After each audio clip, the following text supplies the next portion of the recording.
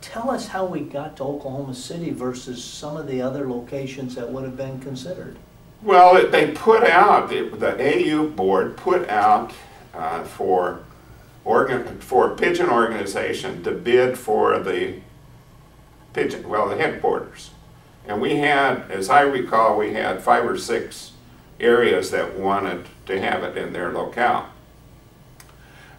It was really studied really closely as to where to have it. There was no prejudice at all. I lived in Hawaii at the time. I don't think there was any prejudice to have it in Oklahoma City on anybody on the board, maybe other than Rick Martis, who lived there. But California was heavily considered because they had, I think it was the City of Hope that was willing to let us build on their property. But when that was looked at more closely, there was no guarantee that if we did build on their property, that how many years that we could stay there. Sure.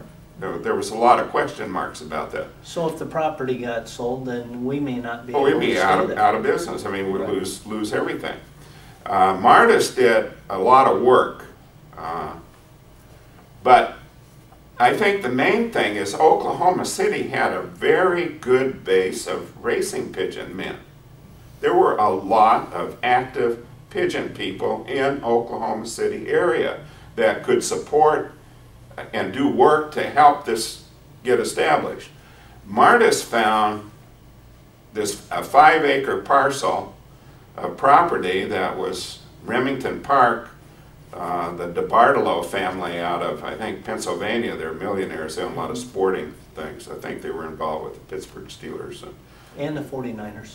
Are they the 49ers? Yeah. They own the horse racing track. Well, Martis found that they had this 5-acre parcel that they were trying to sell, or wanted to sell, and he was able to convince them to sell it really cheap because it was that's how the American Homing Pigeon Institute got involved. They could buy it, and it would be a tax write-off for the DeBartolos. Now, originally we only thought we were going to get the 5 acres, but as it turned out, we got actually 10 acres altogether. And it was a hell of a deal on the property. It was beautiful property. You discovered something on that property that you initially didn't know was there. Wasn't there an old house there? There are 2 old houses, one on each 5-acre parcel. One house had to be destroyed, removed. The other house had a lot of damage to it. It was a 2-story home, but that's what has since been repaired and made into the Pigeon Center there. I think the Pigeon Center got really involved because they needed the American Homing Pigeon Institute, which is a 501c3 corporation, to buy the property so that DeBartolos could get the tax write-off. I think that was one of the main considerations.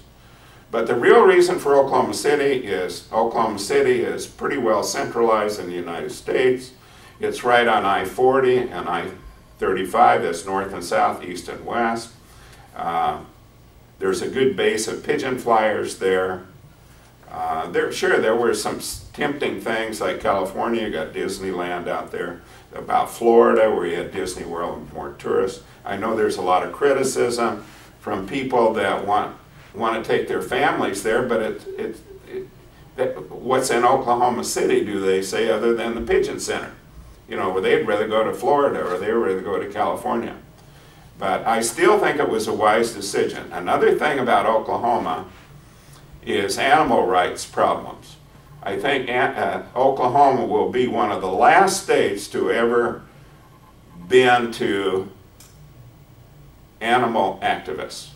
Like PETA. Right.